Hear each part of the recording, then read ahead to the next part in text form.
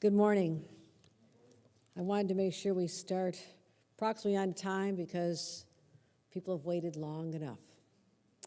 And that is why we are here today, and I'm very proud to recognize two outstanding public servants. And I have to say I've probably done more bill signings with these two as the co-sponsors than any other two legislators, Senator Brad Hoylman and Assemblymember Linda Rosenthal, who are the sponsors of the bill.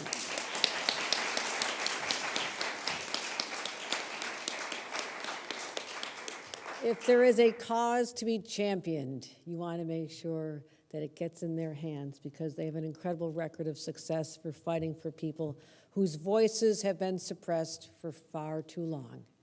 And I also want to recognize some incredibly courageous survivor advocates, Marissa Hochstetter and Drew Dixon, for all you have done to make sure that the voices of those you represent finally are listened to. So let's give them a round of applause here today.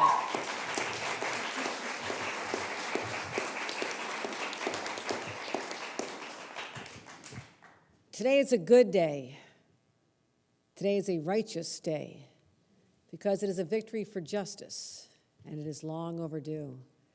So many people have fought for this to finally have their voices heard, including many of those who are with us here today. And I want to thank them for their courage, for their dedication, and carrying on this fight. And I remember back in 2017, I could feel a seismic shift occurring. It was the genesis of the Me Too movement. And people started finally talking about their experiences and holding people in power accountable. And I thank them because those issues need to be raised up, they need to be addressed, and society needs to acknowledge what had happened to far too many people. And I thought then, we're finally putting this behind us. People don't have to live in the shadows any longer. They can come forth with their story without fear of retribution or the shame that's sometimes associated with just being an innocent person and thinking you had something to do with an assault. And I also thought in 2017, it was a time when as Lieutenant Governor, I was championing the fact around the state that it was the centennial of women's right to vote in this state. And I talked about the courageous women who had put their voices forward to ensure that women were no longer treated as the property of men, that they would have control over their body and their decisions and really have control over their destinies. So that was what I was celebrating. The same time we were talking about how once and for all people who've endured the unthinkable were finally liberated. And so those brave people speaking the truth 5 years ago followed in the footsteps of those brave women, and so has every single person who's come forward since that time. So today we are surrounded by survivors and truth tellers, and finally we are starting to right a wrong that has existed for far too long. Because when it came to sexual assault, our laws were protecting the abusers more than not, specifically when it came to something known as the statute of limitations, which sounds harmless. Statute of limitations, what could be wrong with that? Except it was a barrier to justice for too long. Because there's so much trauma that comes with being the survivor of a sexual assault. Again, you have that shame, did I do something wrong? Did I provoke this? What happened? Sometimes there's fear, sometimes there's loss of memory. There's so many reasons why it could take someone years, literally decades, to come forward with the truth about what happened to them. And all of those reasons are legitimate. And none of them is an invalidation of their experience, their trauma, and what really occurred. And through the Child Victims Act, we finally saw people liberated and coming forth. And again, we heard their stories here and in newspapers all across our state and our nation, and talked about what happened when people were minors. But it forgot a lot of people. What about the people who were adults when they experienced this trauma? We didn't do enough to protect those individuals until today. So I'm so proud, in a matter of minutes, that I will sign the Adult Survivors Act with our incredible sponsors, Brad Hoylman, Linda Rosenthal, Assembly member. It creates a one-year look-back window for adult survivors of sexual assault to file a civil lawsuit against their abusers. For this one-year period, lawsuits will not be barred by the statute of limitations or a notice of claim requirement. Also, it'll allow for there to be civil actions be revived that were previously dismissed due to being time barred or failure to file a notice of claim. It will not be dismissed any longer on those grounds. So the trauma that comes with experiencing sexual assault does not arbitrarily adhere to a limit of time, nor can justice be held to a period of time. And going forth after today in New York, it will not. And this is personal to me. My mother was an advocate for survivors of domestic violence for decades. You know, literally, I was back in high school, college, when my mother became a champion, when they used to call them victims of wife beatings. And the laws were so stacked against the women in those situations. And I remember my mother, who just had no experience in doing this, but she came to Albany to insist that there be hearings in our hometown of Buffalo to allow these stories to come forth and understand why the laws favored the men when there was a situation. Literally, someone could call 911 and ask for police help when there's been an abuse in the home. The police would come to the door, and if the husband answered the door and said, everything's fine here, the police officer legally could just walk away and say, case closed. That is what happened for so long. So for my mother and our family, this was a deeply personal cause. And she understood how to help survivors and understand the impact of trauma on individual lives. And we worked together to form a home for victims of domestic violence so they could have a place of healing and to recover. So we're going to continue supporting those kind of programs, but also New York State is the only state in the nation with a cabinet-level agency dedicated to addressing gender-based violence. So I'm proud today to be carrying on my mother's fight. My administration is carrying on the fight, but in so doing, it's carrying on the fight for all of you. A fight that you did not back down from when times got tough and you just felt there were too many doors closing. You never gave up.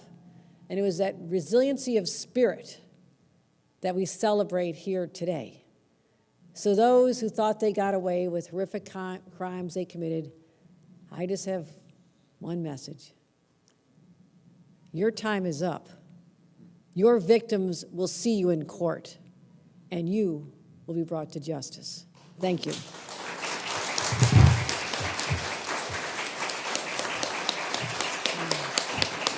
I'm proud to introduce great champion, Senator Brad Hoylman. Thank you, Governor.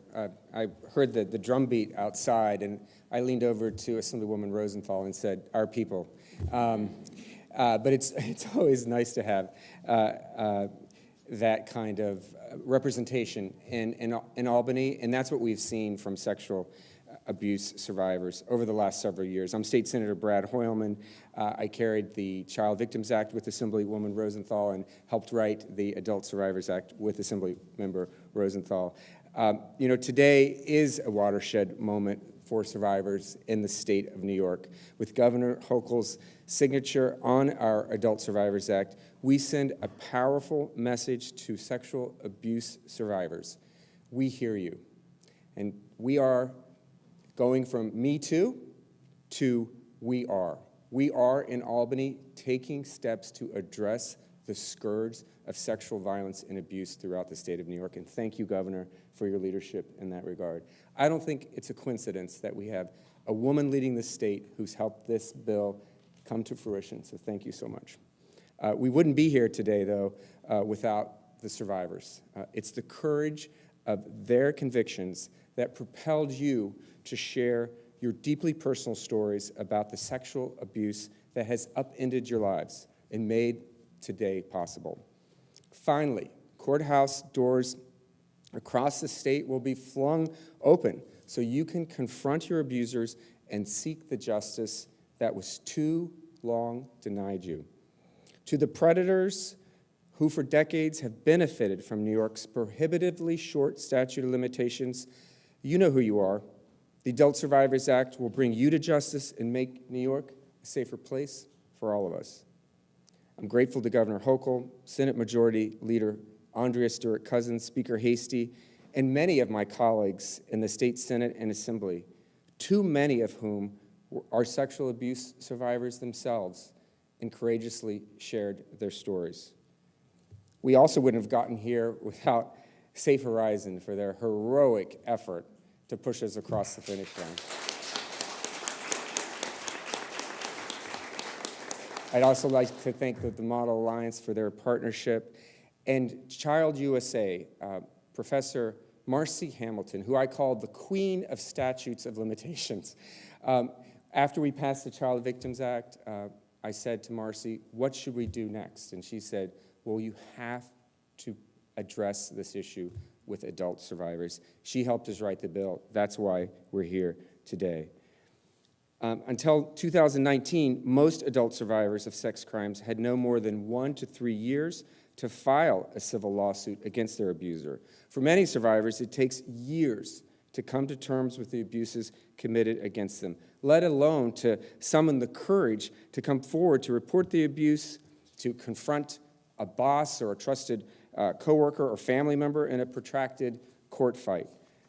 By some estimates, as many as 63% of assaults go unreported. There are many reasons an adult survivor may take years to come forward: shame, trauma, religious beliefs, family dynamics, or an inability to remove themselves from a harmful or unsafe situation. Our pre-2019 statute of limitations were inadequately short to provide many survivors with a shot at justice, and that's why we've changed them going forward. With the Adult Survivors Act, we're giving that shot at justice to the countless adult survivors of sex offenses who were previously denied an opportunity because they didn't come forward at the time. The Adult Survivors Act builds on that important work that we did 3 years ago for survivors of child sexual abuse when we passed the Child Victims Act. To date, over 11,000 New Yorkers and counting have taken advantage of the opportunity provided by the Child Victims Act revival window. But if you were 18 when you were subject to abuse, the Child Victims Act did not provide you with relief, even if you were in the same situation as a 17-year-old. Studies show that most sexual abuse occurs against victims who are between 14 and 27 years. And let's not forget, most young people aren't even off their parents' health insurance before age 27. This legislation, like the Child Victims Act, is not about guaranteeing outcomes. It's about providing survivors with the chance to seek justice. Today, New York recognizes that no matter who your abuser was, whether they are a family member or a former president, you deserve your day in court. The long road to this moment is one of perseverance and justice. This is advocacy at its finest, and this passage tells all survivors that we believe them. This is one of the proudest moments of my legislative career. It has been an honor to fight side by side with so many of you as survivors, as friends, as colleagues, and New Yorkers. And it's a fight we, all of us, should never forget. Thank you very much.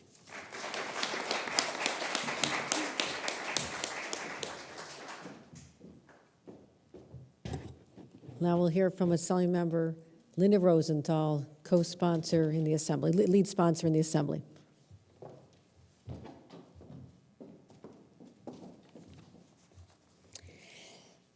Thank you so much.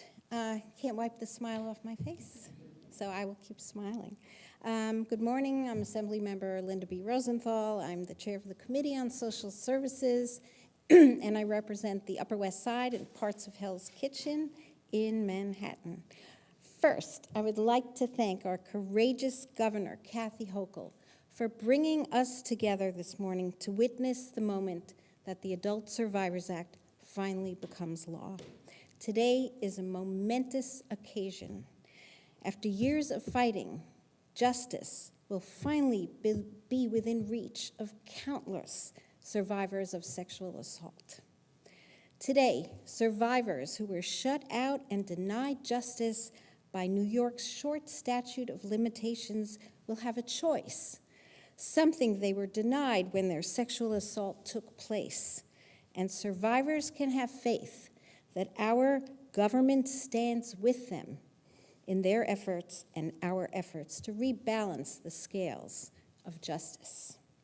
We have learned over the years, fighting first to pass the Child Victims Act and then to pass the Adult Survivors Act, that trauma takes time. Sexual violence is not like other forms of violence. If you get sucker punched by a stranger while waiting in line to buy groceries, no one asks you what you were wearing. If your wallet is stolen, people don't blame you for carrying cash around or having a flashy wallet. You don't blame yourself. The same is not true of sexual violence. Rape and sexual assault cause deep shame. Survivors are routinely blamed and are cast as dirty in the aftermath. Society's first instinct is to disbelieve survivors, despite the tiny number of false allegations made. Abusers threaten survivors, who are often too fearful or intimidated to come forward. The justice system responds slowly, if at all, and we talk incessantly about protecting defendants in sexual violence. There are few who would argue that we need wholesale reform of our laws around sexual violence. Passing the ASA was hard, and I wish it had not been this hard. After we passed the Child Victims Act, I wish the ASA would have sailed through to passage some years ago. The ASA simply recognizes the very unique trauma that survivors of sexual violence experience, and it ensures that they have a path to justice that actually protects them and not their abusers. The survivors who helped lead this coalition should have been spared the heartbreak of reliving the trauma year after year in an effort to convince people that the ASA was needed. After fighting off their attackers and fighting to heal, they should not have had to fight so hard to convince the legislature to believe them. But they did, and for that, I'm eternally grateful. The struggle to push the ASA over the finish line was an epic journey. It's during that journey we learned what we are capable of. Tremendous courage in the face of insurmountable odds. We learned we would fight until there is no fight left because we had right on our side. That when we work together, we become an unstoppable force for transformative change. And it was during the journey to pass the ASA that we built lifelong friendships and support networks that will carry us through the dark times that lie ahead. It's often said that the harder the task, the sweeter the victory. And the victory today is very, very sweet. As we stand here today, we face a future in which the rights of women, BIPOC, and LGBTQ+ people are being rolled back. We are lucky to live in a state like New York that is boldly legislating to protect the most vulnerable among us, including survivors of sexual assault. I want to thank Safe Horizon, Michael Pollenberg and Liz Roberts, Jessica Shafroth from Malkin and Ross, Marisa Hochstetter and her two beautiful daughters, Lila and Sylvie, and Drew Dixon, and everyone out here who made this happen, who fought so hard to make this law come into effect. I also want to thank Brad Hoylman, my counterpart in the Senate, for partnering with me not once, but twice to create lasting change for survivors of sexual assault. And of course, a thank you to Governor Hochul, who wasted no time signing this bill in recognition that survivors cannot wait any longer. Thank you.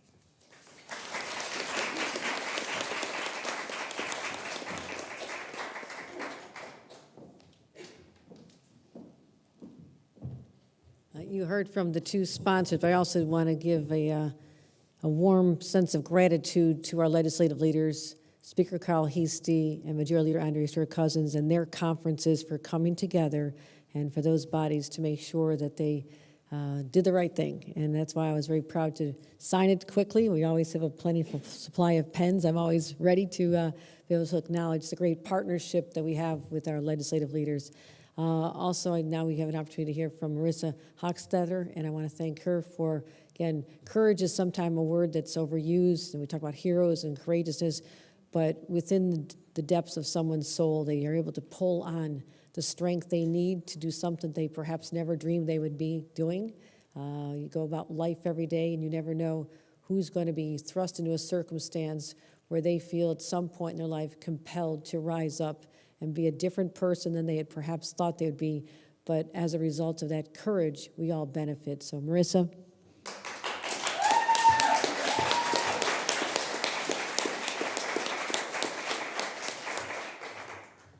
Thank you so much. Marissa Hochstetter, I am one of over 230 women who reported abuse by the same doctor. I am a proud member of a broad, diverse, beautiful coalition of people who have fought to support the Adult Survivor Act, and it is a great honor to be here. I want to start by thanking the governor for bringing us here, for making this happen, to Andrea Stewart-Cousins, Carl Hasty, of course, our bill sponsors, Brad Hoylman and Linda Rosenthal, for seeing this through. Today is a big win. It's an important day for survivors. And at a time when women's bodily autonomy, particularly, is under attack, I think it says a lot about the values of New York to be a leader in survivors' rights. The Adult Survivors Act is about giving people options. It is about having a choice about what you do with what happened to you. And whether or not you choose to exercise that right is really up to you. It is a personal decision.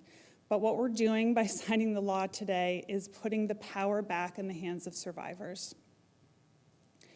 And that is symbolic. It is incredibly meaningful personally to me, and I know to many people. I was sexually abused while I was pregnant with my twin daughters, and it is an incredibly full circle moment to have them here today, to see this, to understand. Thank you.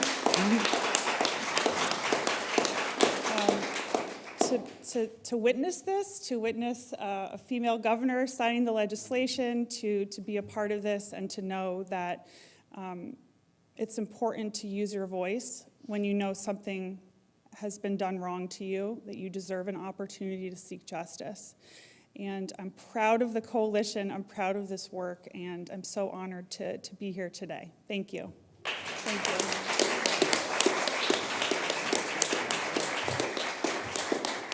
And before we get to the bill sign, we want to also hear the story of Drew Dixon, who also used her voice to amplify the voices of so many others, and today belongs to her as well. So, Drew.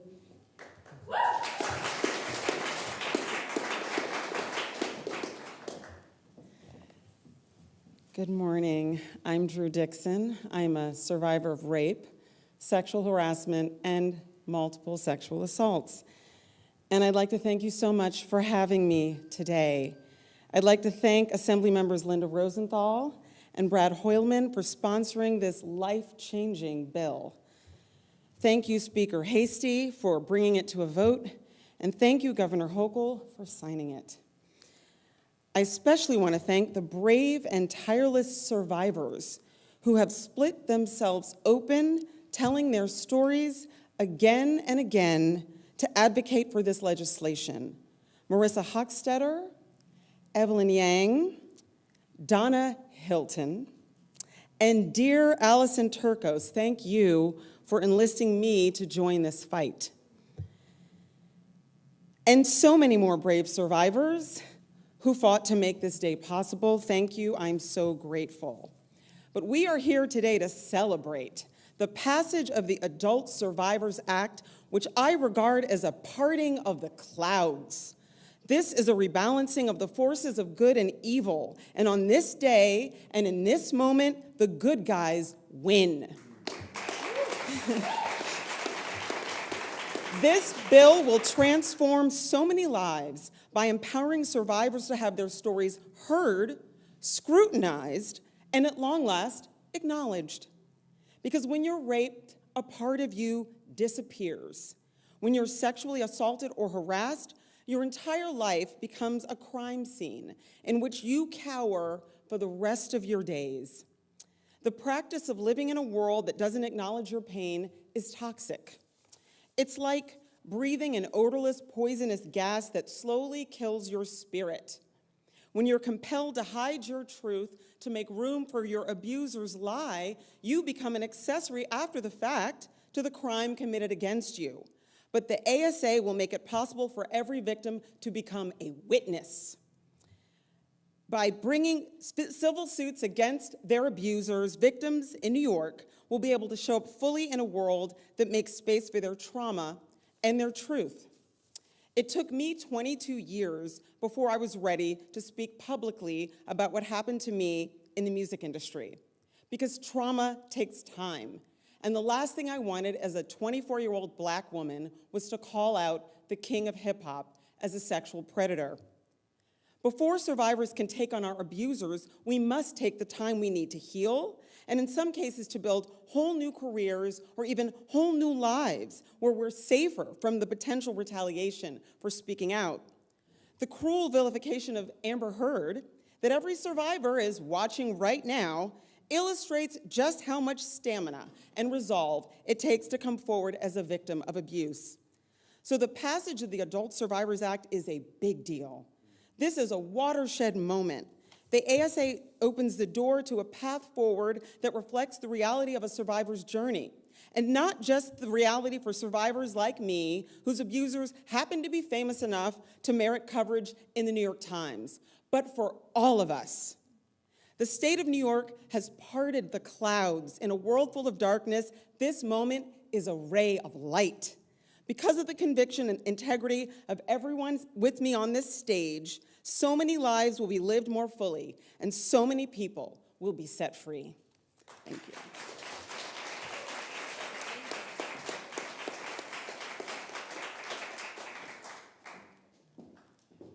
If you'd like to join me for the bill signing.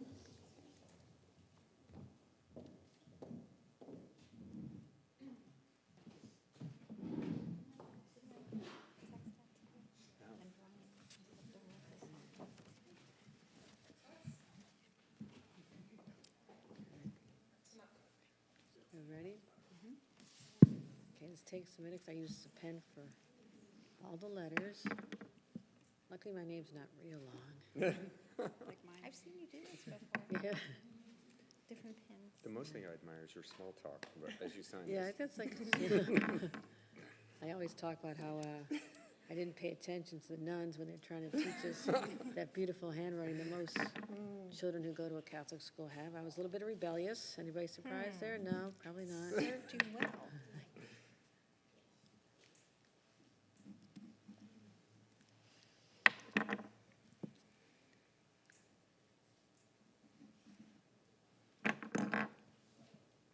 Yeah, we're almost there. It's a very short law, too, isn't it?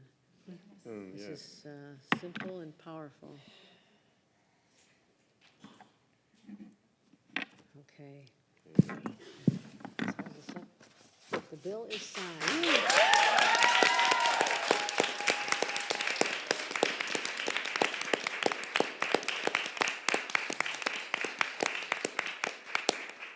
Let me do this first.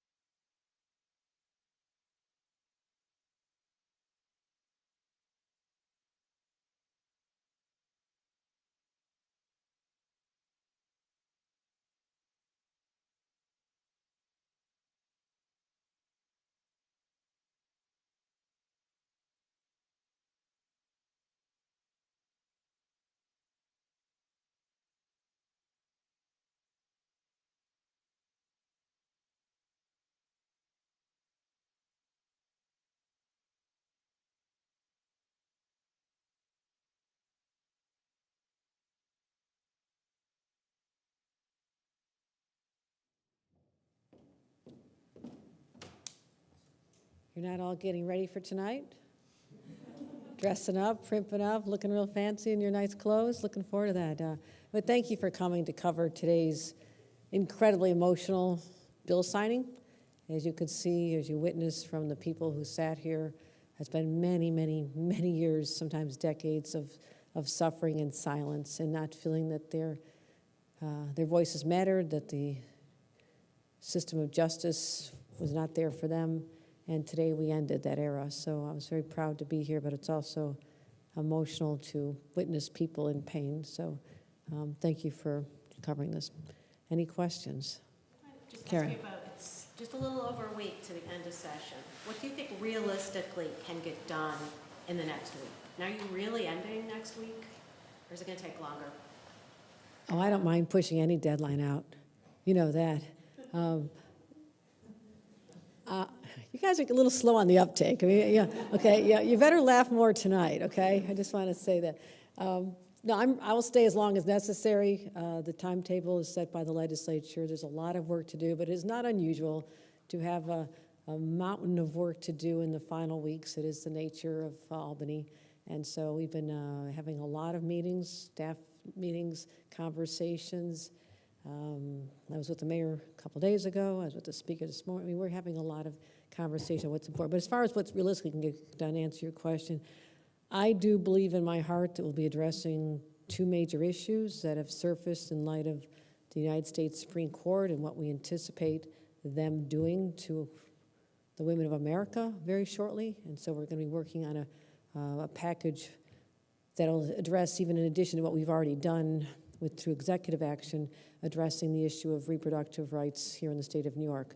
I also anticipate, as we had already planned to do before the massacre in Buffalo, that there'll be ways to address the specter of gun violence in our streets and looking at specific weapons and how they're used, as well as other areas we can work on to work on public safety. An area that I believe is important to the city of New York is the right for the mayor to have mayoral control. I said that as part of a mayoral control of schools. I said that as part of my state of state, as part of my budget. It is something that I believe is critically important for the children and their parents to have that stability, not just 1 year, not always have it be a political football, but to just get some resolution of that. And I just spoke with the mayor about that recently. I do hope we can make some progress in the affordable housing space, in addition to the $25 billion affordable housing package, 10,000 of which is supportive housing, which is critically important, but also ways we can, perhaps put together a trust to continue NYCHA having the resources they need. That is something we've been talking about since January. So there's a lot of lots going to happen in the next couple weeks, and so I've got all my pens ready to go. I'm looking forward to joining with my partners in government, a number of bill signings on this as well. Louise? The Assembly recently passed a crypto mining moratorium. The Senate is currently discussing it. What's your stance on the proposed bill around that? You asking me to negotiate in public? Your stance? My stance is I will wait and see which both bodies come out, but there is a balancing act involved here, very much a balancing act, and I understand the passion on both sides of the issue to balance the needs to protect the environment, as I believe that the efforts in the Assembly is dedicated toward. I was just with Anna Kells this morning, a real champion of this issue in light of one of the facilities in her district in upstate New York. So we have to balance the protection of the environment, but also protect the opportunity for jobs that go to areas that don't see a lot of activity, and making sure that the energy that's consumed by these entities is managed properly, that we understand that there was a long history of using fossil fuel generating plants, the peaker plants, and you need to assess the volume of energy consumed by them in their existence versus what is being done now. So there's a lot involved. This is an area I've studied a great deal about, and have spoken about this with community leaders as well as in the environmental community, and also those who just want to have New York State be open to this kind of business. I'm open-minded. I want to see what the legislature comes forth with, and they're negotiating as we speak, and so I will literally be waiting to see what comes on my desk. Governor, What is happening with 421A? Is 485 the basis for negotiations? Are there any negotiations, or is it kind of back to scratch with possibly extending this? No, and the mayor and I are in sync on this one as well, where everyone appreciated the effort that I put forth back in January, 485, which achieves the same objective, but creates more affordable housing and addresses a lot of the concerns that we thought existed with respect to 421A. I need to have more affordable housing in the city of New York and across this state. I know this is limited to New York City. I mentioned our $25 billion affordable housing plan. That'll serve a certain purpose, but I also want to make sure that we continue to build and at a time and have the private sector take a lead in this. This is not resolved yet. If it is not resolved in this session, then I would say we'll certainly be revisiting this early next year as a priority. But I don't know, again, I'm the governor. I'm not going to make an assumption on what the legislature will do. I will let them do their work, and then I'll continue my conversations with them behind the scenes.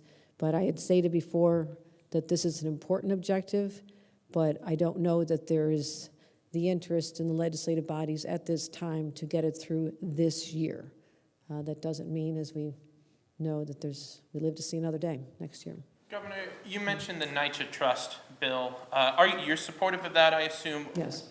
Is that realistic this year? Do you think it'll get passed? And also, practically speaking, what does it mean for the state if this trust takes out loans and ends up in default versus the current? Now, we'll make sure that we limit our exposure to liability, understood that. But it is a creative way to use existing laws that we've not taken advantage of before to have a steady flow of revenues to support NYCHA. Not changing the power structure, the control structure. This is something that has been talked about for a little while, but there has been a concern among the residents as to what this does to their ability to have decision-making power. It does not affect that at all. We need to do a little bit of education with the residents. So again, you're all asking me to get my crystal ball out and assume I know what the legislature is going to do. I'm going to let them do their jobs. I'm going to let them do their jobs. I have weighed in. Not sure what the outcome will be necessarily, but I also know that if this is not the year that something gets accomplished with the legislature because of reasons within their own conferences, then we'll do it again next year. But I do believe that has a chance of survival. I just can't say with certainty on this particular date. Governor, do you regret the way you and your party mates handled redistricting this year, given where the maps have ended up drawn by a court in a way that has angered many of your fellow Democrats? Yeah, every 10 years it's always a mess. I know quite a bit about redistricting, given that I lost my seat with redistricting in Congress a year ago, so I'm well familiar that it creates a lot of havoc, and the role that was played based on what had been signed by my predecessor, put into law, was to create this independent review, but it didn't have a remedy if the Republicans and Democrats didn't properly come together and find a middle ground. Perhaps I was asking too much, but that was what the premise behind the law was.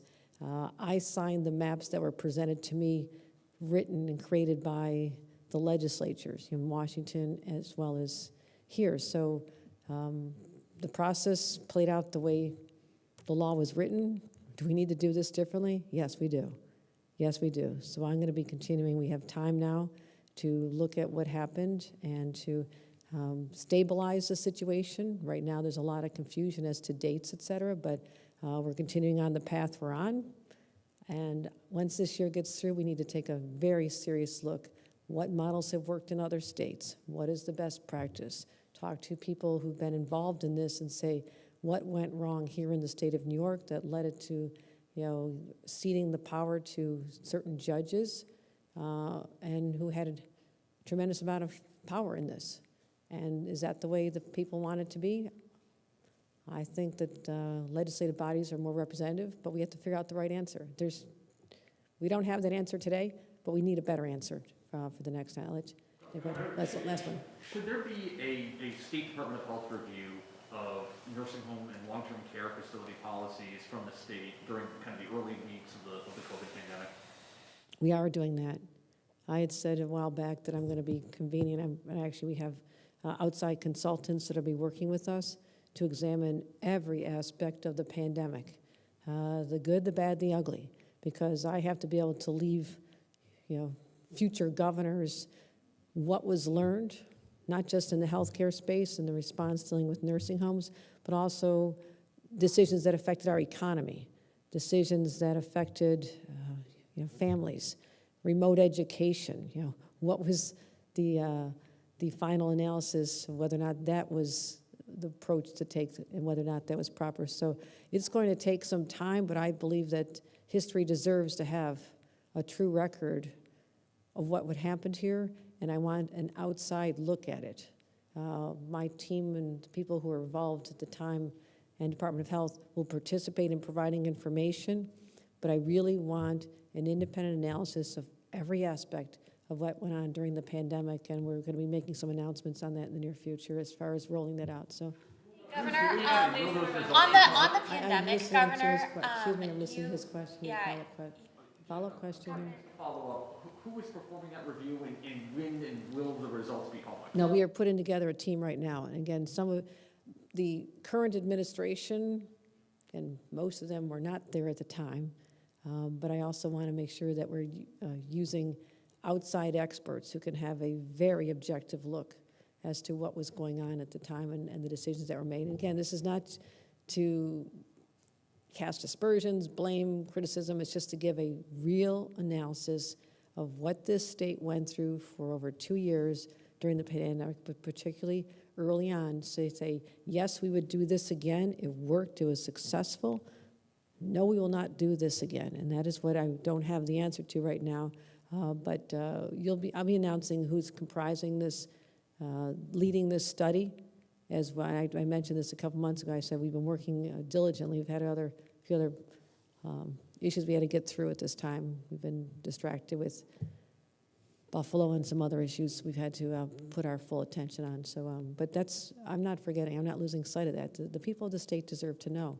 They deserve to know what went into the decision-making process. But again, there was a lot of things that we were going to say we would want to do again. What made sense?